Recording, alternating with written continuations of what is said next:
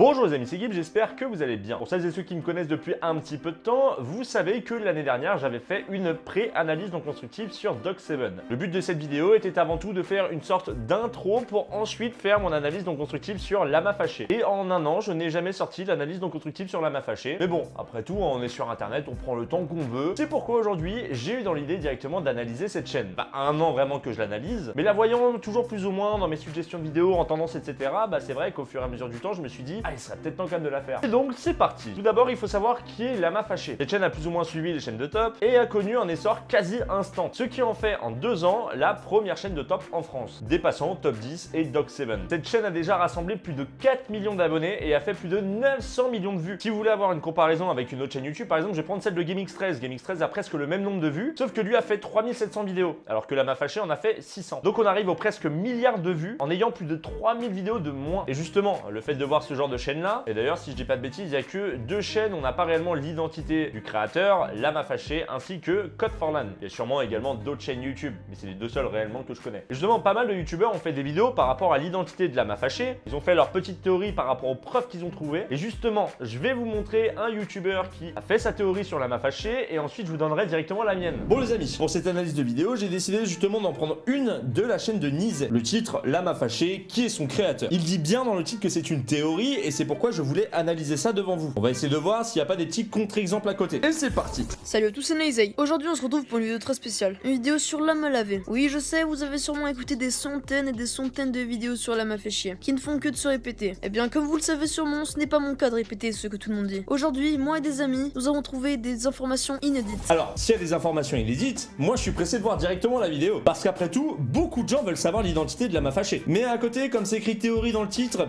ça sent pas bon, hein. Très clairement, ça sent pas bon. J'ai pas l'impression qu'on va vraiment avoir des réelles informations concernant Lama Fâché. Mais on va voir. Donc, je vais aller droit au but. Comme vous le savez sûrement maintenant, Lama fait chier utilise une voix off pour la création de ses vidéos. On remercie Zen pour cette trouvaille. Voici un petit exemple de ce qu'il peut dire. Salut, moi c'est Clément et j'enregistre n'importe quel type de voix off en français ou en anglais avec accent depuis un studio d'enregistrement professionnel. Et oui, donc la personne qui lit ce texte est payée pour le faire. Et on peut confirmer la rumeur de l'entreprise rien qu'avec ça. Ouais bon, cette info-là était déjà ressortie et ça prouve rien du tout. Enfin, mis à part le fait qu'ils payent pour améliorer la qualité de leurs vidéos.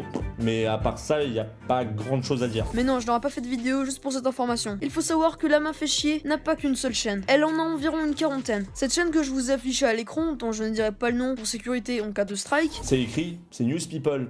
Si vous faites de la censure, faites-le jusqu'au bout. D'ailleurs, petit point, pour les youtubeurs, la censure est inutile, hein. Vous pouvez très bien mettre le prénom, etc. C'est pas quelque chose qui est spécialement interdit. YouTube, c'est surtout par rapport aux droits d'auteur qu'ils font quelque chose. Par contre, si vous faites strike parce qu'une entreprise vous strike, à côté de ça, à la base, si vous êtes dans les règles YouTube, il n'y a aucun problème. Voilà, petit tips hein, pour ceux qui voulaient peut-être en savoir davantage sur ce genre de censure. Vous voyez les miniatures de cette chaîne, cela ne vous rappelle rien? Eh bien oui, elles ont tout un watermark, une introduction 2D et un logo simple 2D, comme la chaîne de Lama fait chier. Mais cette chaîne a également une voix de synthèse. Françoise Hardy a été très peinée quand elle a appris le cancer d'une Johnny Hallyday puis sa tragique disparition en fin d'année dernière. Retenez bien cette information. Et quand on va dans sa subbox, nous y retrouvons justement toutes les chaînes de Lama fait chier, ou du moins la majorité. Ou la chaîne de Lama le baiser s'y retrouve également. Et si nous allons dans une de ces chaînes par hasard, nous pouvons voir que comme la chaîne précédente, toutes les miniatures ont un style de watermark spécifique, une introduction 2D, un logo bannière 2D, et ils n'affichent pas leur nombre d'abonnés, comme la majorité de ces chaînes. Et c'est la même chose pour cette quarantaine de chaînes. Et bien sûr, elles ont également presque toutes une voix de synthèse. Alors ça par contre ça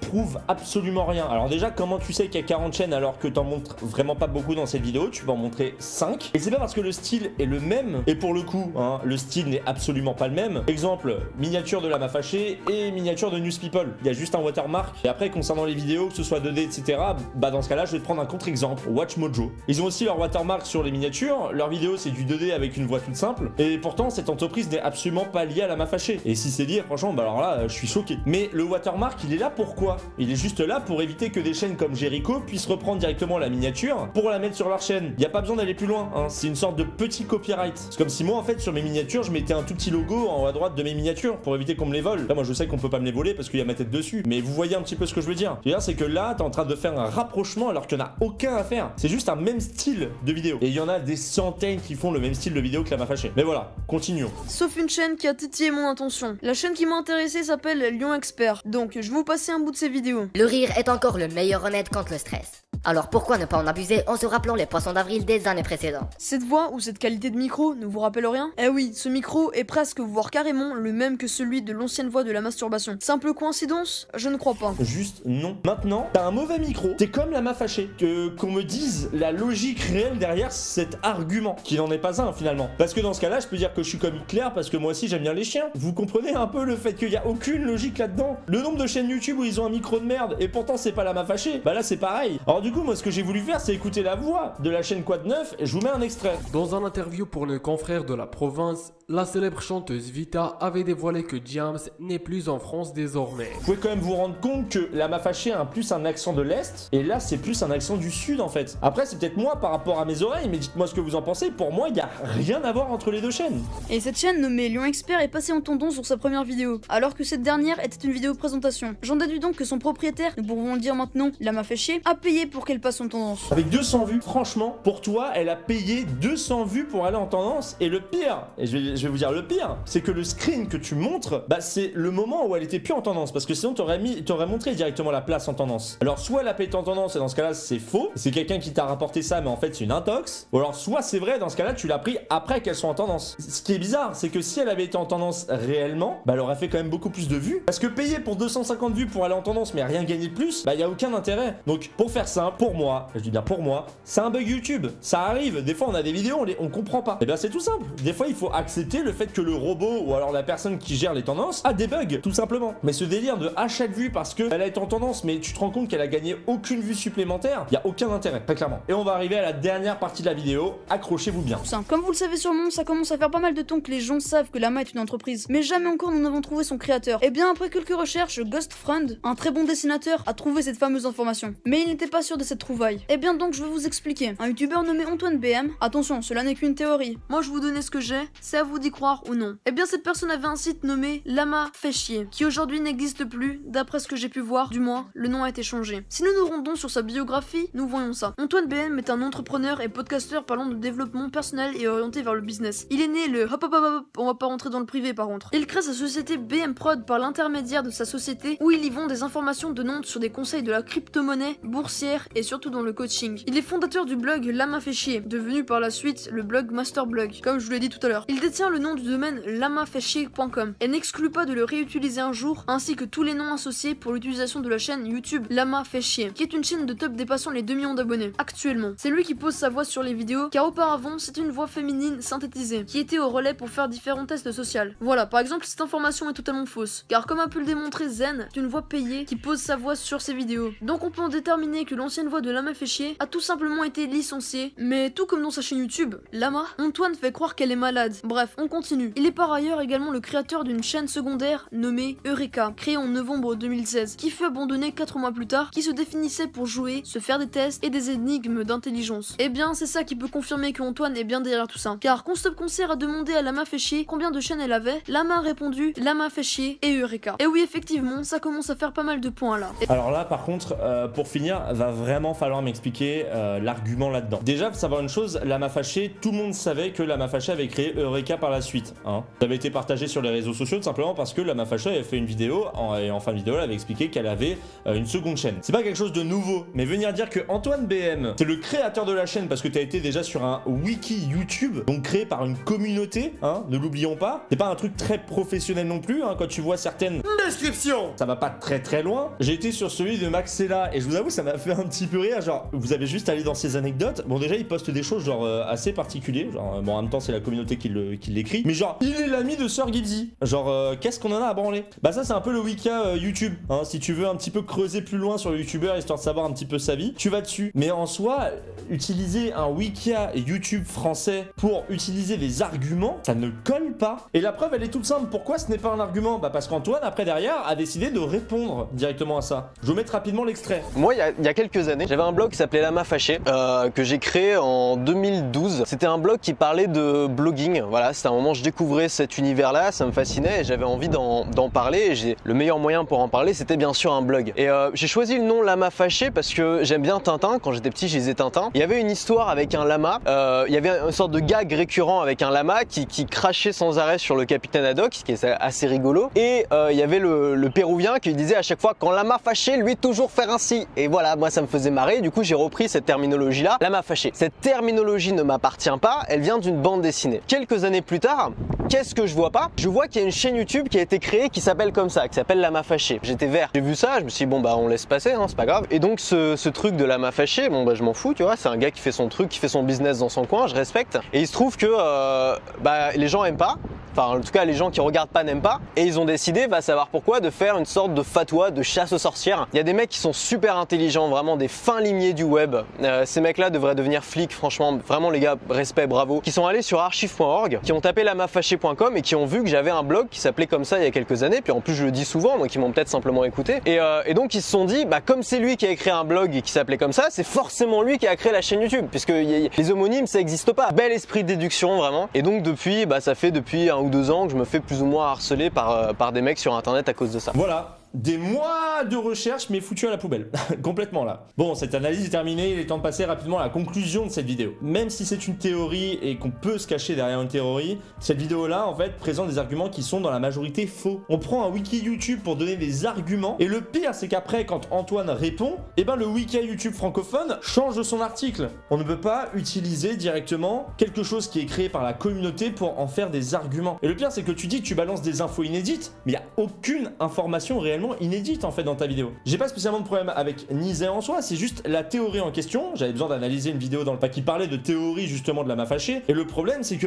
très clairement il n'y a pas eu de recherche réelle dans sa vidéo. Et puis ce délire du tiens comme cette chaîne elle ressemble à l'autre, du coup ce sont les mêmes. Non, ça n'a absolument aucun putain de sens. Par contre moi du coup j'ai une théorie que je vous balancerai directement en fin de vidéo. Oui je vous avoue j'aime bien des fois faire un petit peu le putaclic. Et j'espère juste que Nizet ne prendra pas mal ce que je dis. Il fait sa théorie, j'ai le droit aussi de donner mon avis sur le sujet. Et si j'ai envie de dire que je trouve que c'est de la merde, j'aurai le droit de le faire. C'est tout. Bref, il est temps de passer maintenant à la nature de la chaîne de Lama Fâché. On se retrouve directement là-bas. Sur YouTube, de temps en temps, vous pouvez voir popper des vidéos dans vos suggestions, alors que vous n'y êtes pas du tout abonné. Ou même des fois, quand vous allez directement en tendance, et vous voyez ce style de vidéo, genre un trou venu de nulle part. Ouais, le titre, faut qu'il soit assez racoleur pour que tu cliques. Sinon, il n'y a absolument aucun intérêt. Passons. Quand vous cliquez sur cette vidéo-là, généralement, vous allez voir une vidéo qui a tapé facilement le 1 million de vues. Mais en creusant un peu, vous pouvez vous rendre compte qu'il y a très peu d'interactions sur cette vidéo. Que ce soit peu de likes, peu de commentaires, mais tout de même beaucoup d'abonnés. Bon, au début, vous allez vous dire qu'elle achète ses vues, la personne derrière, c'est complètement logique. Mais quand vous allez creuser un tout petit peu sur la chaîne, vous allez vite vous rendre compte que celle-ci, justement, fait une vidéo par jour en moyenne et fait peu de vues sur ses vidéos, et sauf de temps en temps.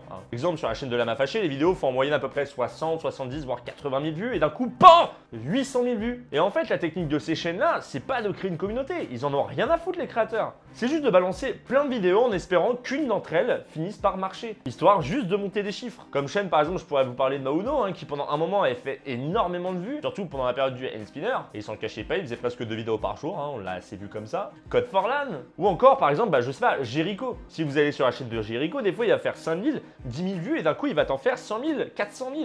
Mais ces chaînes-là aujourd'hui font beaucoup, mais vraiment beaucoup moins de vues que les mois ou les années précédentes. Et pourquoi je vous dis ça? Tout simplement pour relativiser. Ce sont des chaînes dites virales. Mais ces chaînes-là vont exploser pendant 1 mois, 2 mois, voire 1 année, voire 2 ans, et après ça va descendre petit à petit. Et si je vous dis ça, c'est avant tout pour relativiser. C'est pour que vous évitiez d'être constamment frustré en vous disant ah putain mais ces chaînes, t'as vu, elles font des millions de vues pendant je sais pas combien de temps, alors que moi je peine à taper le 1000 vues avec une vidéo que j'ai fait pendant 75 heures de montage. Alors oui, les gens adorent par contre s'auto-sucer par rapport au temps de montage qu'ils mettent. Ça par contre ça me trouve le fion, rien à foutre. Si ta vidéo de base c'est de la merde, ça restera de la merde. Même si tu mets des petits effets à droite à gauche. Et arrêtez d'avoir ce concours de bits constamment sur les réseaux. On s'en fout de savoir combien de temps vous avez pris au montage. S'il n'y a pas de fond, c'est de la merde, c'est tout. Ferme la parenthèse quand même, parce que c'était pas très utile, je l'avoue. Par contre, concernant Lama Fâché, c'est autre chose. Ça fait 2 ans que cette chaîne marche, elle fait toujours plus ou moins le 40 millions de vues par mois, ce qui reste énorme. Mais vous allez voir un jour, cette chaîne également va mourir, comme toutes les chaînes virales. Leur seule technique, c'est d'utiliser des vidéos qui sont déjà virales dans d'autres pays, ils se font leur nombre de vues et c'est marre. Mais continuons. Comme je vous l'ai dit en vidéo, du coup, donc cette chaîne a plus ou moins suivi les chaînes de top et a explosé instantanément. Justement là, beaucoup dans les commentaires, je vous vois venir,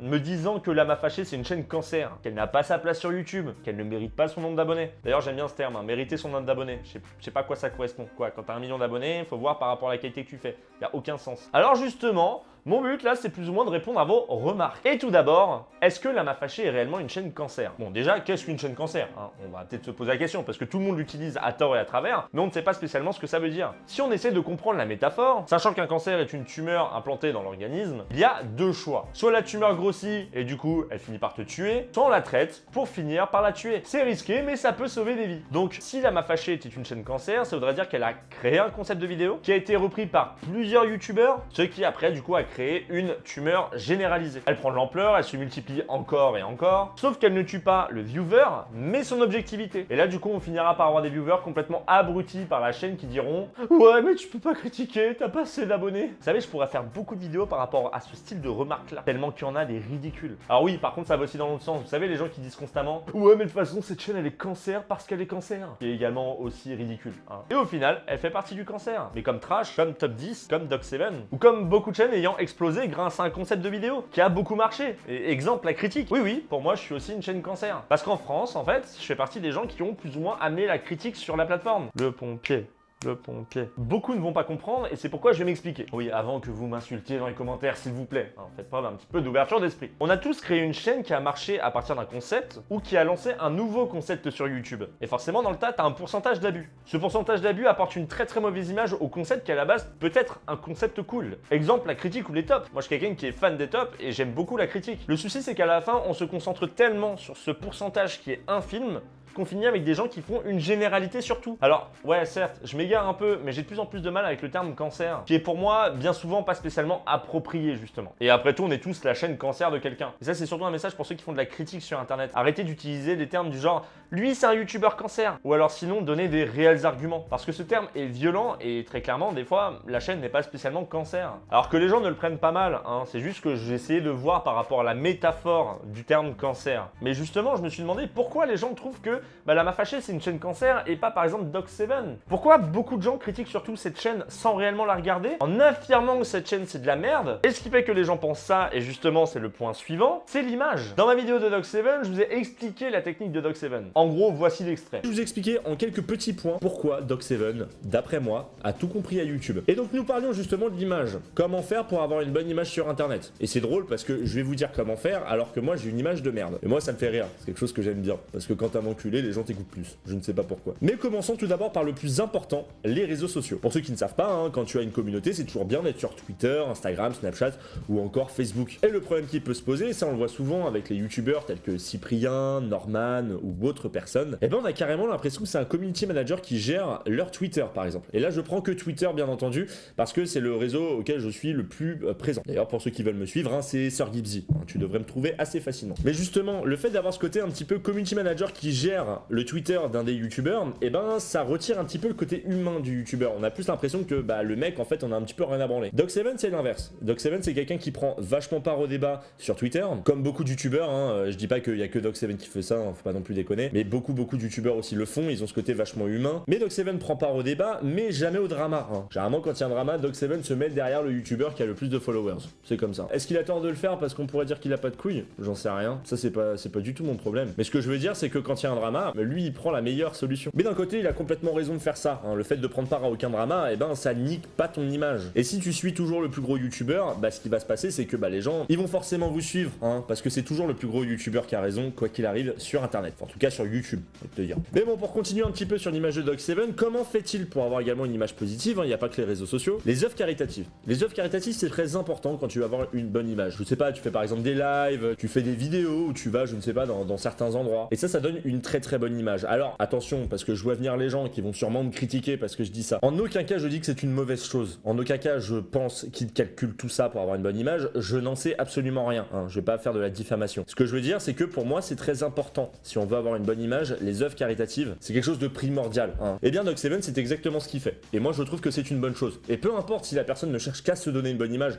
et qu'en soi il en a absolument rien à branler des associations qu'il soutient, ça n'empêche pas le fait qu'il donne quand même de l'argent à manger à des associations conversation. Et rien que pour ça, je respecte. La Mafaché à côté, le créateur ne montre absolument pas son visage, il n'y a aucune interaction réelle avec le public. Il s'investit pas du tout en France. Il va pas faire de convention ou autre, non. Lui, le but, c'est de faire de l'oseille. Le souci, c'est que cette chaîne un jour s'est fait tacler pour cause de plagiat et de désinformation. Là, c'était fini, hein. À partir du moment où tu te fais tacler là-dessus, comme le créateur n'a jamais créé d'interaction avec son public, il était très difficile pour les gens de défendre cette chaîne. Parce que tu défends généralement quelqu'un, mais pas spécialement son contenu. Il y en a beaucoup qui aiment la personne, et pas spécialement le contenu du youtubeur en question. Alors justement, des fois, quand il y a des problèmes sur ta chaîne, les gens te défendent, alors qu'ils te connaissent que à travers tes vidéos. Et bon, même si certains ont quand même défendu celle-ci, alors je ne sais pas comment tu peux défendre une chaîne, sachant que le plagiat était bien présent et que par moment il y avait vraiment de la désinformation. Certains abrutis, ça existe des fois des abrutis qui défendront des fois ce genre de chaîne. Tu leur mets le nez dans la merde, mais t'as l'impression que ça leur plaît, les gens. J'arrive pas à comprendre. Après, dans la majeure partie, on va pas se le cacher, pour avoir regardé pas mal de commentaires sur la chaîne, bien souvent ce sont des enfants. Et attention au vu des commentaires, par rapport à l'écriture. Je juge pas trop hâtivement, mais sur 15 vidéos, je me suis quand même rendu compte de la communauté de cette chaîne. Mais justement, la Mafaché a compris comment apporter de l'interaction sur ses vidéos, pour ensuite créer une réelle communauté. De temps en temps, en intro, vous pouvez voir qu'il pose une question et donne la réponse en outro. Là, c'est fini. Là, très clairement, ils ont niqué le game. Vous avez pas compris? En gros, comme ce sont des enfants qui regardent généralement ce genre de vidéos, le fait de poser une question, ça va plus ou moins les forcer à répondre en commentaire, pour ensuite avoir la réponse en outro. Bon, généralement, ce sont des questions en plus assez connes, mais ça apporte une satisfaction au viewer qui va se dire « Ah là là, j'avais donc la bonne réponse, trop cool !» Alors, extrait du titre de question. Mais d'abord, voici la question du jour. Quelle est la capitale des États-Unis? Est-ce option A, New York, option B, Washington ou encore option C, Los Angeles? Sinon, la capitale des États-Unis n'est pas New York, mais une ville 12 fois moins peuplée qui se trouve à 370 km de là, plus au sud, et qui s'appelle Washington. Et donc du coup à ma droite, vous avez affaire au nombre de commentaires sans question, et à ma gauche, au nombre de commentaires quand il y a une question. Là tu le multiplies très rapidement, ton nombre de commentaires. Vous savez, c'est comme de demander des likes. Il y en a qui se rendent pas compte. Pourquoi les gens te demandent des likes en début de vidéo? Parce que bizarrement, quand tu le demandes, tu reçois beaucoup plus de likes sur ta vidéo. D'ailleurs, n'hésite pas à liker. Voilà, ce placement-là était réellement propre. Mais bon, maintenant que je vous ai parlé du côté un petit peu entreprise, je vais vous donner mon avis personnel sur la chaîne. Et bien après avoir vu à peu près, on va dire, une quinzaine voire une vingtaine de vidéos, au final, c'est pas si dégueu que ça. Alors oui, en effet, c'est du contenu qui est fast-food, on n'apprend vraiment rien dessus, mais la voix est propre, le montage, il est suffisant, c'est du image par image ou vidéo par vidéo. Pourtant, c'est une chaîne de top, je vois pas ce qu'il peut faire de plus. D'ailleurs, il n'y a que Top 10 pour moi qui se démarque un petit peu des tops parce que c'est le seul qui met des références à des films. Et rien que pour ça, je l'applaudis parce que ça doit pas être facile tous les jours. Oui, parce que quand je disais chaîne cancer, qu'on soit d'accord, c'est pour toutes les personnes qui disaient que La Mafaché était cancer. Si vous dites ça, il faut dire ça pour plein d'autres chaînes à côté qui sont également pas spécialement mauvaises. Vous voyez un petit peu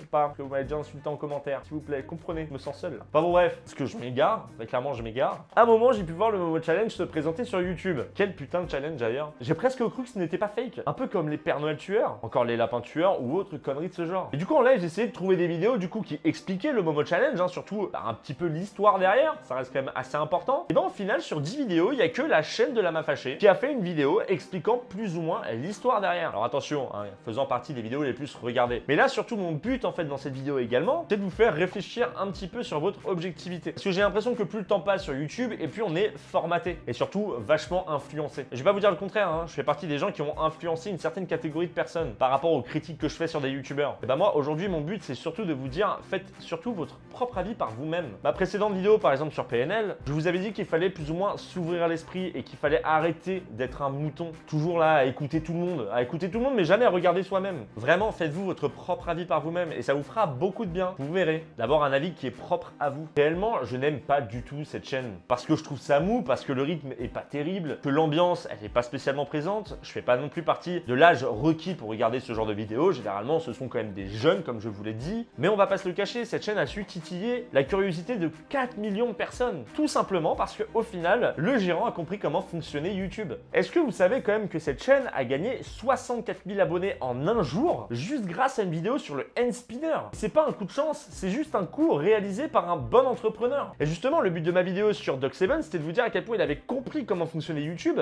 mais surtout, mon but est de vous montrer que La Mafaché a encore plus compris comment fonctionnait YouTube. On s'en bat les couilles de la qualité. Ce qui compte, c'est la quantité, et on le sait tous aujourd'hui. Vous pouvez gueuler autant que vous voulez, y a aucun souci, mais ça ne changera en rien la plateforme. Le but de ces chaînes-là, c'est de faire du fric. Ils s'entendent très bien entre eux, et au final, ça fonctionne pour les deux. Mais là, du coup, je vais vous parler plus ou moins des problèmes que ça apporte à YouTube. Alors pas YouTube directement, parce que du coup, YouTube empoche pas mal d'euros grâce à cette chaîne, mais plus sur le côté moral. On sait tous sur YouTube, on adore parler de moralité. Sur YouTube, on est tous venus pour créer du contenu, notre contenu. Nous étions des indépendants et surtout ce que nous voulions, c'était garder une proximité avec notre public tout en augmentant notre communauté jusqu'à vivre de notre passion. Alors oui, je dis passion entre parenthèses parce que tout le monde n'a pas spécialement la passion des vidéos qu'il fait. Il est peut-être passionné de montage, il est peut-être passionné de musique, etc. Le problème avec ce genre de chaîne, c'est que du coup, beaucoup ont pu se rendre compte qu'il y avait énormément de fric à se faire sur YouTube, surtout avec un contenu aussi faible, en valorisant la quantité à la qualité. Du coup, beaucoup de chaînes comme Lama Fâché, qui ramassent pas mal de fric, encore une fois, je suis désolé, je parle d'argent, mais c'est parce que là, je parle aussi de YouTube,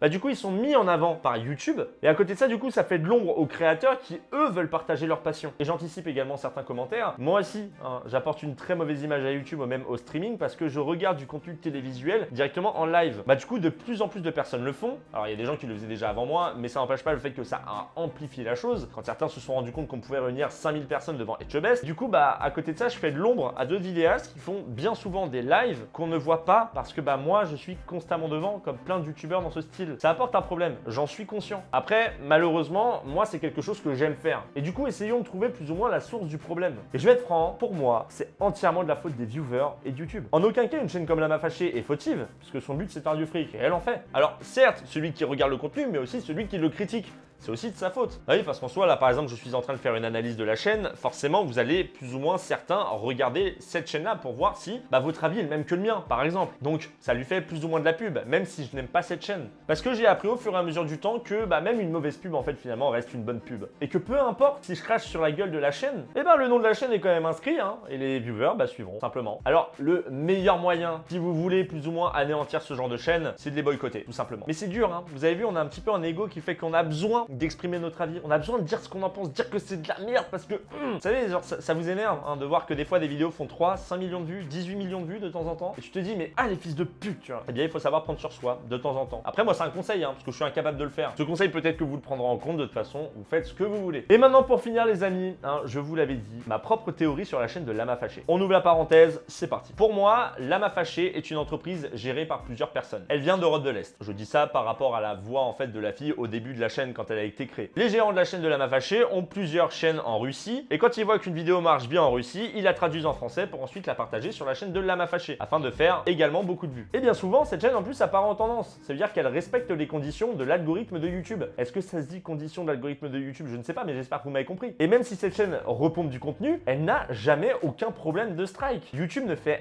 rien. Il ferme carrément les yeux. En France, le CPM est pas spécialement dégueu. Il est réellement aux alentours de 1$ tous les 1000 vues. Et ça, c'est si vous mettez l'équivalent de 3 putes sur votre vidéo. Et ça dépend également du sujet que vous traitez. Bref, j'espère que vous m'avez un petit peu compris. Là n'est pas le sujet. Mais c'est un très très bon moyen pour ces entreprises de se faire du fric. Et après, la question est de savoir est-ce qu'ils ont besoin de déclarer par rapport à la loi française. Ceux qui font du droit, hein, ceux qui s'y connaissent très bien, n'hésitez pas à me dire en commentaire s'il y a ce devoir de déclarer quand ton entreprise de base n'est pas française. Alors, c'est une théorie un peu con peut-être pour certains, mais je vais vous mettre un extrait qui m'a fait tiquer. Car oui, si vous vous promenez avec ce pantalon-là en plein Paris... En fait, dans la traduction russe, culotte peut vouloir aussi dire pantalon. Mais bon, aussi peut-être dans d'autres langues, je ne sais pas. Mais en gros, la fille chargée de faire la voix sur la chaîne était une expatriée russe qui vivait en France. Très facile pour faire la communication et la traduction via la Russie. Et ensuite, en juillet 2017, la voix a changé pour faire une chaîne un peu plus française. Oui, parce que l'accent du mec, il n'est pas spécialement russe, ça s'entend rien qu'à sa voix quand même. Parce qu'on est d'accord, ce qui a apporté aussi beaucoup de dislikes dans les vidéos, c'était surtout de la voix chétane de cette nana quand même. Enfin voilà, c'est la fin de la théorie. N'hésitez pas à me dire ce que vous en pensez dans les commentaires. Et maintenant... la conclusion. Le but dans cette vidéo, c'est de faire chier certains, que vous savez très bien que je suis toujours un petit peu comme ça, mais également titiller votre curiosité. Je vais me répéter par rapport à tout ce que j'ai dit, d'ailleurs c'est à ça que sert la conclusion. Je trouve aujourd'hui sur YouTube, et là je vais parler également principalement des chaînes critiques, les gens utilisent le terme cancer dès qu'ils n'aiment pas une chaîne. C'est comme si vous disiez, ça c'est de la merde. Vous imposez directement votre avis aux gens, sans même respecter leur propre avis. Alors en effet, c'est très dangereux pour le YouTube français d'avoir des chaînes comme Lama Fâché, étant donné que c'est du repompage de contenu, qu'il y a de la désinformation et que finalement la chaîne est juste présente pour faire du fric et elle fait du fric. Elle fait de l'ombre à certains créateurs qui veulent évoluer et qui ne peuvent pas à cause de ces chaînes. Mais malheureusement, vous avez le choix. Et là, je parle aux créateurs qui sont encore jeunes. Quand je dis jeunes, c'est par rapport à la date de création de votre chaîne, par rapport à votre âge. Suivez s'il vous plaît. Vous avez le choix. Soit vous gueulez H24 sur ces chaînes qui vous font de l'ombre et du coup, vous perdez en énergie, perdez en créativité, vous perdez en motivation. Ou alors, soit vous boycottez ces chaînes une bonne fois pour toutes et vous foncez de votre côté. Parce qu'il y a de la place place sur YouTube. Il n'y a pas de concurrence. J'en suis sûr qu'il y a des gens qui sont abonnés à Lama Fâché sur ma chaîne et qui suivent également la mienne. Et pourtant, je ne peux pas supporter cette chaîne-là. Même si je vous ai dit qu'elle n'était pas dégueu. Attention, regardez un petit peu aussi son objectivité. Je n'aime pas, mais je la trouve pas spécialement dégueu. Il faut croire en ce que vous faites. Et le problème, c'est qu'aujourd'hui, on voit de la concurrence partout. Je vois des gens, des fois, comparer ma chaîne à d'autres chaînes de critiques. Ça n'a rien à voir. C'est pas parce que tu fais le même contenu qu'il faut tout de suite mettre chacun dans la même boîte. Voilà, on les met dans la même boîte et puis on regarde qui se démarque par rapport au nombre d'abonnés, etc. Non, arrêtez de faire ça. C'est super malsain en fait pour YouTube. On est en train de détruire la plateforme parce qu'au final, après, t'as des youtubeurs, des créateurs qui se tirent dans les pattes parce que ah, c'est de ta faute si moi je fais pas mes vues parce que les gens vont tous te voir toi alors que tu fais du contenu de merde, alors que moi je fais 35 heures de montage par jour, alors que toi t'en fais que 5 heures. Il y a assez de viewers sur YouTube pour pouvoir vous créer une communauté. Remettez-vous un petit peu en question justement. Il m'a fallu 3 ans pour commencer vraiment à taper le 10 000 abonnés sur YouTube. Vous vous rendez compte, 10 000 abonnés? À l'époque, c'était énorme. Aujourd'hui, c'est presque plus rien. Mais au final, je me suis accroché. Le nombre de fois où j'ai voulu arrêter YouTube, et j'ai eu la chance d'avoir un frère derrière qui m'a poussé, qui m'a dit non, continue. Et ben, je l'ai fait. J'ai continué dans la critique. Oui, parce que ça fait pas mal de temps que je fais de la critique. Et au final, je suis rentré dans une mode avec Antox et Absol parce que je n'ai pas lâché. L'année dernière, ou encore il y a 2 ans, il m'arrivait des fois où j'étais au plus bas, où j'avais envie de supprimer ma chaîne. Parce qu'il y a des moments où vous ne vous sentez pas spécialement bien. Et parce que vous faites à ce moment-là, c'est que vous quittez les réseaux et vous respirez l'IRL. Et si votre seul but c'est de vivre de YouTube, commencez déjà par retirer cette naïveté. Vivre de YouTube, c'est un stress qui est permanent. Peut-être pas pour certains, quand vous amassez pas mal d'argent. Mais quand vraiment vous êtes auto-entrepreneur et que vous commencez votre chaîne, et j'en suis un exemple parce que ça fait 1 an que je fais ça, au final, ouais, des fois il m'arrive de stresser, il m'arrive de pas spécialement être bien. Et bien à ce moment-là, dans ce cas-là, je me dis bah on va pas sortir de vidéo, on va se poser un petit peu et on va sortir de YouTube. Enfin voilà, je m'égare un petit peu pour la conclusion, je voulais juste mettre un petit peu une claque dans la gueule de certains qui se reposent sur ces chaînes pour se dire que eux ne marcheront jamais. Et au final, c'est juste parce que certains ont peur de marcher. Certains ont peur d'avoir de l'audace. Mais n'ayez pas peur. Foncez, éclatez-vous. Alors c'est un message aussi qui est obvious pour certains, bien entendu, je suppose. Mais j'avais besoin de vous balancer ce message-là. J'espère que certains l'écouteront et certains le prendront en compte. Si vous voulez pas avoir une chaîne YouTube, eh bien ne la regardez pas, tout simplement. C'est moi qui donne ce conseil alors que mon travail, c'est avant tout d'analyser des chaînes qui sont pas terribles, quoi. Donc c'est un petit peu con. Et voilà, j'espère que vous avez compris ce message. En tout cas, merci d'avoir vu cette vidéo. Une dernière petite chose, c'est la première fois où j'ai organisé mon texte, c'est-à-dire en gros j'ai fait l'équivalent un petit peu d'une dissertation. N'hésitez pas à me dire en commentaire ce que vous avez pensé. Est-ce que vous trouvez qu'il y a une amélioration ou pas du tout? Et moi ça me permet d'être un petit peu plus clair dans ce que je dis et d'éviter constamment de me répéter. Voilà, bref, merci à tous d'avoir vu cette vidéo. On se retrouve très bientôt pour une prochaine analyse et elle sera sur qui? Je ne sais pas. Suivez-moi sur Twitter et vous le saurez. Bye.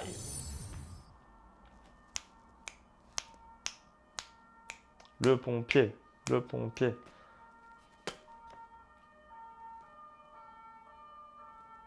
Il va rester là pendant des heures, parce que c'est demandé à ce qu'il reste là pendant des heures pour me casser les couilles. Il est 19h30.